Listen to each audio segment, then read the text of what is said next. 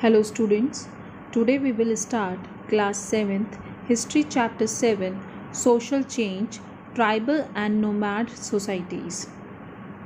In this chapter we will study about tribal societies, some dominant tribes, about the Gonds and the Ahams, how the nomads and the tribes lived, and how the society changed with time. During the medieval period, many development took place in political, social and economy. By then, the Hindu society was divided into four varnas: Brahmins, Kshatriyas, Vaishyas and Shudras. The people of these varnas used to practice the professions without any changes. This division of people by caste and class increased the difference between the high and low and the rich and the poor.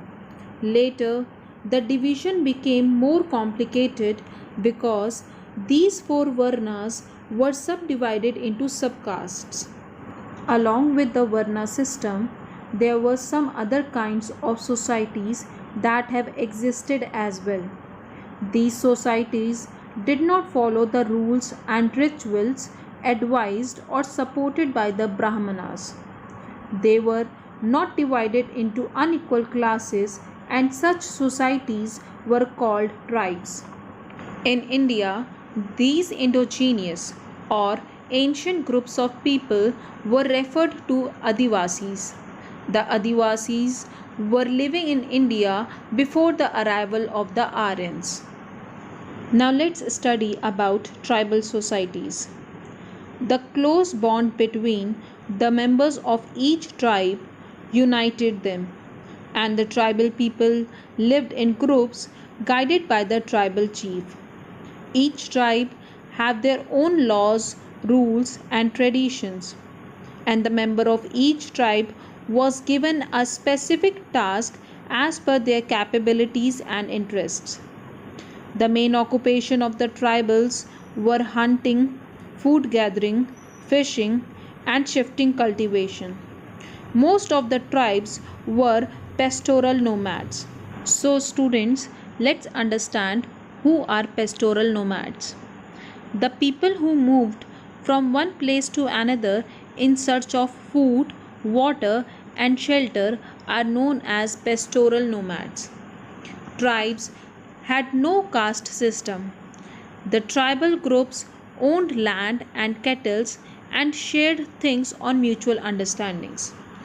Tribes have experience and intelligence and can make the best use of the available natural resources, and they used to conserve these resources for future also.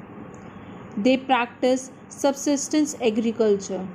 Students, do you know what is subsistence agriculture? When farmers grow fruit crops to meet or fulfill the needs of themselves and their families is known as subsistence agriculture. Sources of tribal history. Students, we have very limited information about the tribes. There are few reasons behind this. Let's discuss them. The tribes prefer to live in the areas such as deep inside the forest, hills, and deserts. Tribes do not allow outsiders to enter their areas because they want to maintain their freedom and preserve their culture away from the world. Most of the tribes did not keep their written records and choose to pass their culture and religious knowledge orally from one generation to another. This little information we have got about the tribes from the accounts of anthropologists who study about the life and society of tribes by getting direct information about them. Some dominant tribes.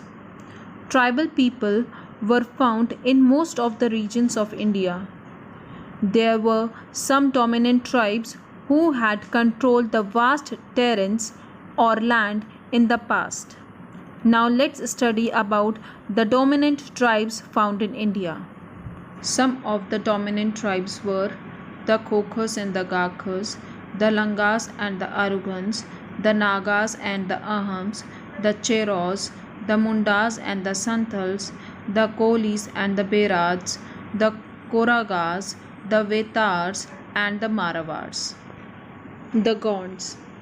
Gonds lived in the forest of central India, present day in the states of Madhya Pradesh, Chhattisgarh, Maharashtra, Andhra Pradesh, and Odisha. They used to call their land Gondwana, means the area colonized or occupied by the Gonds. The people of Gondwana used to speak their local language called Gondi language. As per historical records, the Gonds had 4 separate kingdoms. Economy. During medieval period, Gonds were rich and powerful. The region in which they lived was rich and full of precious metals and forest products. They used to practice shifting cultivation. First, let's understand what is shifting cultivation. Shifting cultivation is a type of farming activity in which a piece of plot or land is cleared by cutting down trees and burning them.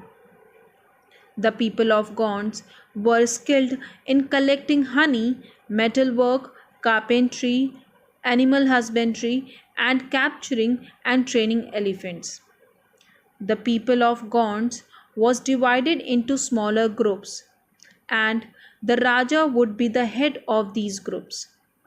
Grehkatanga was the most powerful kingdom of the Gonds that comprises of 70,000 villages. Rani Durgavati, the ruler of Grehkatanga, decided to fight with the Mughal Emperor Akbar. She fought very bravely, but she did not accept his rule. Later, the Gonds were suppressed or controlled by the Marathas. Religious beliefs, dress, and culture of the Gonds. Gonds used to worship a deity called Baradev and also respected one Devi, the forest goddesses. The religious practices, songs, and dances had close relationship with nature. Gond men used to wear plain loin clothes around their waists, and women used to wear saris. Both men and women were fond of tattoos and silver ornaments. Gonds celebrate by singing and dancing in groups based on their legends, deities, and mythology. Now, the administrative system of the Gonds. Gonds kingdom was divided into grahas. Each graha was subdivided into units of 84 villages called chaurasis, and each chaurasi was looked by the group of Gond people. The chaurasi was again subdivided into 7 baharots, and each baharot have 12 villages. The Ahams established their kingdom in Assam in the Brahmaputra valley. Ahams originally belonged from the Chinese province of Yunnan and migrated to Indochina and northern Myanmar in the 1st century. And finally, in the 13th century, they reached the Brahmaputra valley. The Aham kingdom was known as the Kingdom of Assam. Ahams established a new state by conquering Bhuyans and other native or indigenous kingdoms, and the state was established by a Thai prince Sukafa. Repeatedly, the Aham kingdom was attacked by the Mughals, but they remained independent throughout history till the Britishers annexed India. The Mughals were defeated by the Ahams at the Battle of Sarai Ghat, and during the rule of King Rudra Singha from 1696 to 1714, the power of the Ahams reached its peak. Administration and the economy of the Ahams. A unique labor system called Payak system was followed by the Ahams, where all adult males except the royals, aristocrats, priests, and the slaves were called payaks. These payaks were told to serve the army during the war as Ahams did not have a standing army.